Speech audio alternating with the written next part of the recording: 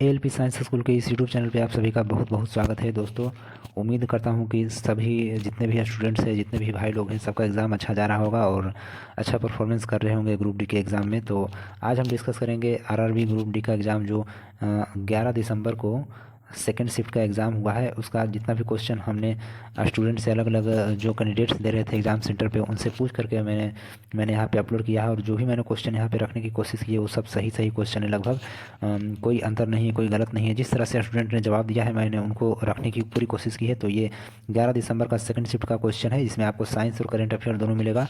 वैसे स्टूडेंट्स जिनका एग्ज़ाम अगले शिफ्ट में है, ठीक है, और या फिर जिनका एग्ज़ाम कम से कम 15-20 दिन बाद है या 1 महीने बाद होने वाला है, उनके लिए काफ़ी अच्छा होने वाला है ये क्वेश्चन, क्योंकि उनको देख करके काफ़ी कुछ सिलेबस का अंदाज़ा लगेगा, किस तरह का करंट अफेयर पूछा जा रहा है, किस तरह के टॉपिक्स पूछे जा रहे हैं, उन सबका अंदाज़ा होगा इस सीरीज़ को देख करके। और इससे पहले मैंने 11 दिसंबर का जो फर्स्ट शिफ्ट का क्वेश्चन पेपर पूछा गया है, ठीक है, मैंने उसका भी अपलोड कर दिया है अपने वीडियो सेक्शन में। तो आप अगर इस चैनल पर नए हैं तो इस चैनल को सब्सक्राइब कर लें, शेयर भी करें और लाइक करें। और वीडियो सेक्शन में जाकर के इसके पहले जो मैं जितना भी मैंने ग्रुप डी का जो क्वेश्चन डिस्कस किया है करंट अफेयर और साइंस का, वो सभी आप देखें, आपको बहुत फ़ायदा होने वाला है और एग्ज़ाम में आप अच्छा करके आएंगे। तो हम शुरुआत करते हैं। लगभग ये 30 प्रश्न का सेट है और आप बने रहें, आराम से देखें कि किस तरह का क्वेश्चन पूछा जा रहा है। फर्स्ट जो क्वेश्चन है वो लोकसभा चुनाव 2024 में चुनाव आयोग का राष्ट्रीय आइकन कौन था। ये जिस तरह से स्टूडेंट का रिव्यू था, जिस तरह से बताया जा रहा था, मैंने उस तरह से क्वेश्चन को रखने की कोशिश की है। तो चुनाव आयोग का जो राष्ट्रीय आइकन जो था 2024 के एग्ज़ाम में, वो यहाँ पे सचिन तेंदुलकर सही होगा, ठीक है, मतलब अर्थात सचिन तेंदुलकर जो थे वो राष्ट्रीय आइकन थे चुनाव आयोग के 2024 के लोकसभा चुनाव में। और ये 2024 का जो लोकसभा चुनाव हुआ था वो 7 चरणों में संपन्न हुआ था। कितने चरणों में? 7 चरणों में संपन्न हुआ था। नेक्स्ट क्वेश्चन जो है सेकंड है कि हाल ही में पनडुब्बी सहयोग समझौता पर भारत ने किसके साथ समझौता किया, ठीक है। तो सही आंसर जो हो जाएगा वो दक्षिण अफ्रीका हो जाएगा। क्या हो जाएगा? दक्षिण अफ्रीका हो जाएगा। नेक्स्ट क्वेश्चन की तरफ बढ़ते हैं कि पहला एशियन या एशियाई बौद्ध शिखर सम्मेलन कहाँ हुआ है, ठीक है। तो ये नई दिल्ली में हुआ है, ठीक है। कहाँ हुआ है? नई दिल्ली में हुआ, 2024 में हुआ है।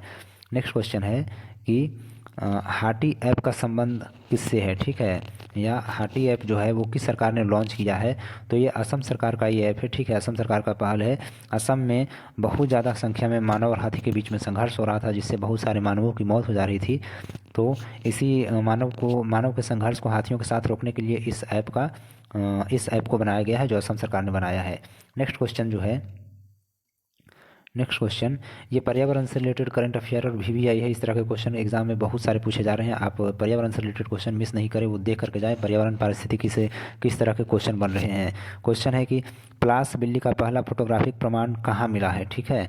तो प्लास बिल्ली का पहला जो फोटोग्राफिक प्रमाण मिला है, ये फोटो द्वारा खींचा गया प्रमाण मिला है।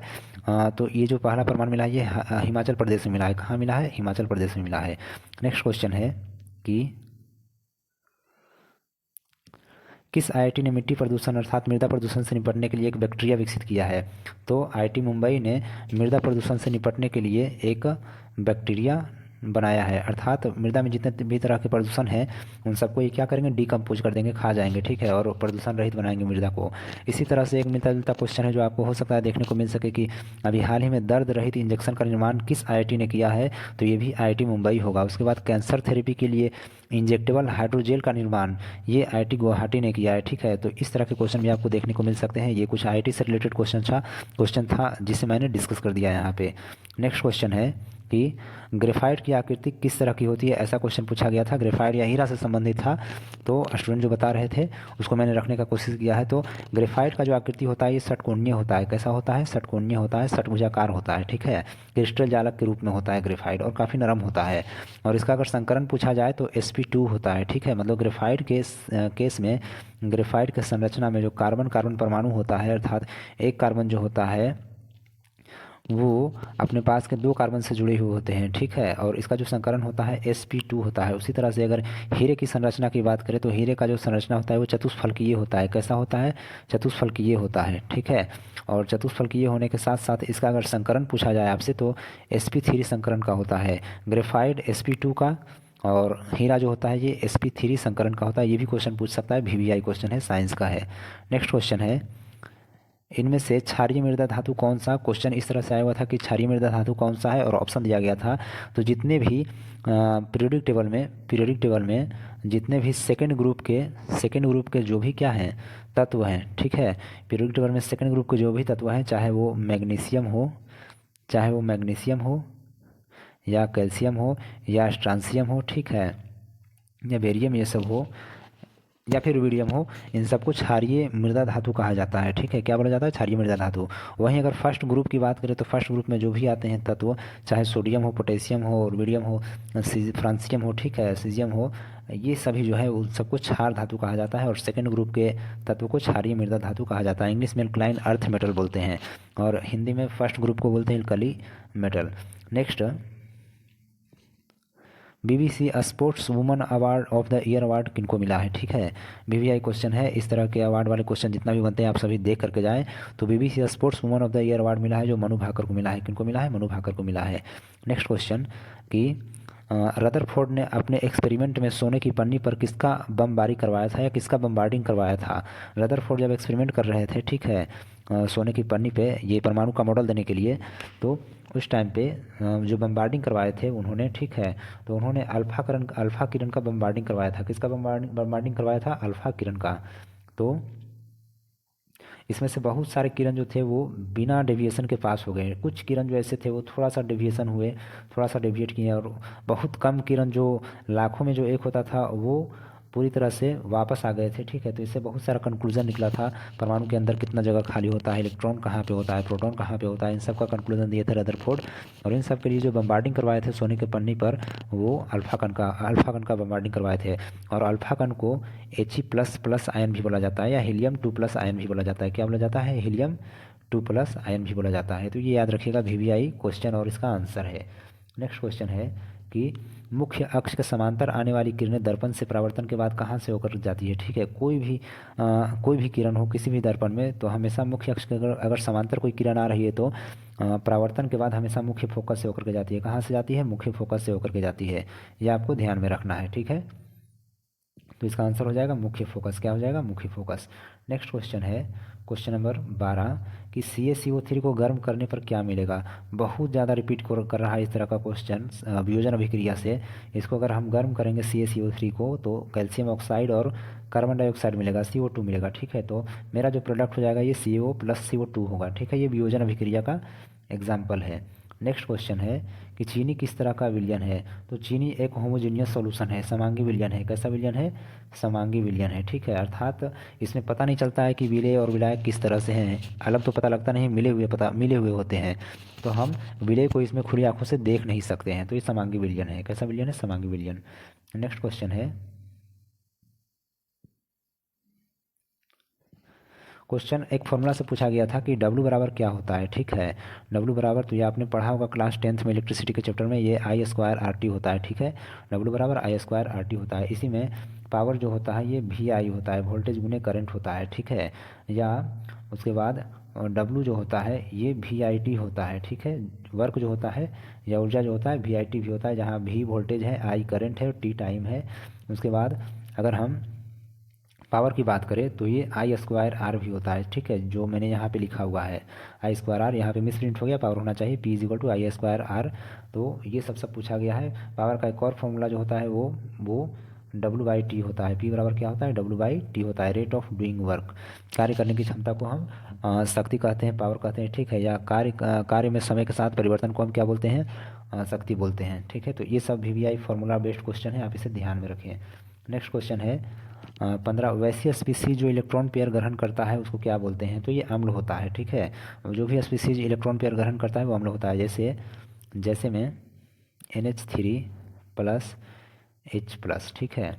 अगर अभिक्रिया होता है तो NH4+ बनता है। क्या बनता है, NH4+ बनता है, ठीक है। तो यहाँ पे NH3 जो अमोनिया होता है इसके पास इलेक्ट्रॉन पेयर होता है। क्या होता है, इलेक्ट्रॉन पेयर होता है। दो इलेक्ट्रॉन होता है जो बंधन में भाग नहीं लेता है, एक्स्ट्रा होता है। तो ये अपने दोनों इलेक्ट्रॉन को दे देता है हाइड्रोजन को, इससे हाइड्रोजन का भी अष्टक पूरा हो जाता है और इन दोनों के बीच में जो बंध बनता है वो कोऑर्डिनेट बनता है। और इसको हम इस तरह से दिखाते हैं, ठीक है, इस तरह से हम दिखाते हैं। तो यहाँ पे H+ जो है वो क्या है, H+ इलेक्ट्रॉन चूंकि ले रहा है इलेक्ट्रॉन पेयर, इसलिए ये अम्ल हो गया। क्या हो गया, अम्ल हो गया। और NH3 क्या हो गया, चूंकि ये इलेक्ट्रॉन दे रहा है, इलेक्ट्रॉन पेयर, इसलिए ये क्षार की तरह हो गया। क्या हो गया, क्षार की तरह हो गया। इसलिए यहाँ हमने दिखा दिया है कि जल में जो H+ आयन देने वाले होते हैं वो अम्ल होते हैं, और H+ लेने वाले क्षार होते हैं, और इलेक्ट्रॉन पेयर जो देते हैं उनको भी क्षार बोलते हैं, और जो इलेक्ट्रॉन पेयर एक्सेप्ट करते हैं उनको अम्ल हम बोलते हैं। ठीक है, नेक्स्ट क्वेश्चन है 26 जनवरी 2025 को कौन सा गणतंत्र दिवस मनाया गया था। तो ये 76वां गणतंत्र दिवस मनाया गया था, और इसका थीम जो है वो स्वर्णिम भारत है। ठीक है, और इसमें जो झांकी प्रस्तुत किया गया था सभी राज्य के द्वारा, उसमें सर्वश्रेष्ठ झांकी जो था उत्तर प्रदेश का था। ये VVI क्वेश्चन है, आप इसे देख करके जाइएगा। नेक्स्ट क्वेश्चन है कि Laureus sports woman of the year award 2025 किसे मिला है। तो ये सिमोना बाइल्स को मिला है। और पुरुष कैटेगरी में, मेल कैटेगरी में बात करें तो हम मुंडो डुप्लांटिस को मिला है। किनको मिला है, मुंडो डुप्लांटिस को मिला है।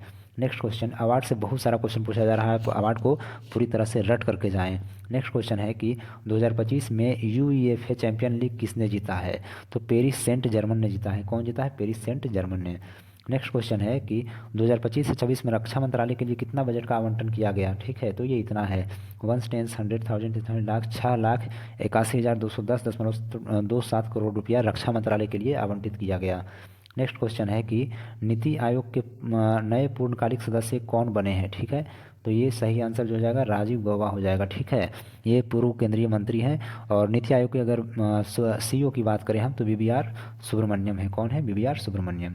नेक्स्ट क्वेश्चन, खबरों में रहा निसार क्या है। ये VVI क्वेश्चन बहुत रिपीटेड क्वेश्चन है और बहुत ज़्यादा कॉमन क्वेश्चन है, हर कोई जानता है कि निसार क्या है। इसका जो फुल फॉर्म होता है, ये NASA ISRO synthetic aperture radar. ठीक है, ये नासा और इसरो का जॉइंट वेंचर पृथ्वी अवलोकन उपग्रह का एक मिशन है। ठीक है, नेक्स्ट क्वेश्चन की ओर बढ़ते हैं। भारतीय नौसेना को सौंपी गई छठी स्कॉर्पियन श्रेणी की पनडुब्बी का नाम क्या है। VVI क्वेश्चन है, आपको छठी पूछे, पाँचवीं पूछे, चौथी पूछे, ये सभी आप याद करके जाइएगा, और सब कुछ स्पीडी में दिया गया है। ये INS वागसीर है। ठीक है, क्या है, INS वागसीर है। नेक्स्ट क्वेश्चन है, हर घर लखपति योजना किससे संबंधित है। ये SBI का पहल है। आप कहीं भी पटना में या कहीं भी किसी भी एग्जाम सेंटर पर एग्जाम देने जाइएगा शहरों में, तो ये SBI का जो बोर्ड लगा होता है उसमें ये लिखा होता है हर घर लखपति योजना। तो ये SBI का पहल है। नेक्स्ट क्वेश्चन जो है वो है, हिमालय पर 31 बार चढ़ने का रिकॉर्ड किसने कायम किया है। तो ये कामिरीता शेरपा, इन्होंने अपना ही रिकॉर्ड तोड़ा है। ठीक है, तो सही आंसर हो जाएगा कामिरीता शेरपा। अगला है, वह कौन सा दर्पण है जिसमें प्रतिबिंब हमेशा समान दूरी पर ही बनता है, अर्थात जितना दूरी पर वस्तु है उतना ही दूरी पर दर्पण में प्रतिबिंब बनेगा। ये समतल दर्पण होता है। कौन सा दर्पण होता है, समतल दर्पण होगा। ठीक है, और साथ में प्रतिबिंब का ऊंचाई वस्तु की ऊंचाई के बराबर होगा। उसके बाद क्वेश्चन था, इनमें से जैव आवर्धन का उदाहरण है। जैव आवर्धन वैसे हम तत्वों को या वैसे कंपाउंड्स को बोलते हैं जो पर्यावरण में प्रदूषण फैलाने का काम करते हैं, खास करके खेतों में यूज़ होने वाला रसायन, चाहे वो पेस्टिसाइड हो, कीटनाशक हो, ठीक है, या फिर घास उसको हटाने वाला कृमिनाशक, ये इन सब जो भी इस तरह के दवा आते हैं उन सबको हम जैव आवर्धन बोल सकते हैं। तो इसमें कीटनाशक सही आंसर होगा अगर ऑप्शन में ये होगा तो। नेक्स्ट क्वेश्चन है, प्रतिध्वनि सुनने के लिए कितनी दूरी चाहिए होती है। ठीक है, ये 17 मीटर होगा। क्या होगा, 17 मीटर। ठीक है, नेक्स्ट क्वेश्चन था कि गतिज ऊर्जा और संवेग में संबंध, या फिर इनका शायद सूत्र पूछा गया था कि क्या होगा। ठीक है, तो गतिज ऊर्जा और संवेग में संबंध अगर होगा तो ये KE बराबर गतिज ऊर्जा बराबर होता है P²/2m। ठीक है, P², जहाँ P क्या है, संवेग का स्क्वायर बटा 2 गुने मास, ये होता है। और KE का अगर फॉर्मूला पूछे तो KE बराबर होता है 12mv²। ठीक है, तो ये VVI क्वेश्चन है। नेक्स्ट है, बल पर आधारित एक न्यूमेरिकल्स आया हुआ था कि फोर्स निकाले, मास कुछ दिया हुआ है, एक्सीलरेशन दिया हुआ है, अर्थात त्वरण दिया हुआ है, तो बल बराबर होता है त्वरण गुने द्रव्यमान, अर्थात m गुने a। तो ये सोल्व करना था, ये आसान सा क्वेश्चन था, अगर फॉर्मूला ध्यान में है तो ये बनेगा। तो इस तरह से ये 29 क्वेश्चन था जो हूबहू मैंने रखने का कोशिश किया है, जो स्टूडेंट्स के पता करने पे हमें पता लगा है, उनसे पूछने पे। और उम्मीद करता हूँ कि इससे आपको बहुत सारा कॉन्सेप्ट क्लियर हुआ होगा और बहुत सारा पैटर्न पता लगा होगा कि किस तरह का क्वेश्चन एग्जाम में आ रहा है और हमें किस तरह का पढ़ करके जाना चाहिए। तो बने रहिए हमारे चैनल पे और सब्सक्राइब कर लीजिए दोस्तों, और शेयर भी करें। और तब तक के लिए नेक्स्ट शिफ्ट को मैं कल अपलोड करूँगा, तब तक के लिए बाय।